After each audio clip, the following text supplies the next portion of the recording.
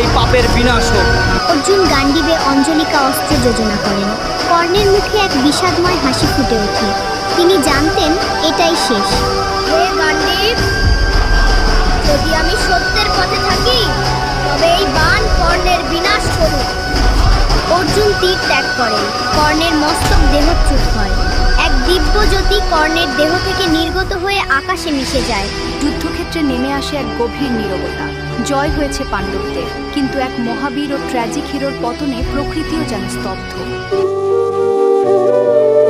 যুদ্ধ শুধু দুই বীরের লড়াই নয়, বরং দেশের এক বিনাশের সময় নিয়ে আসে।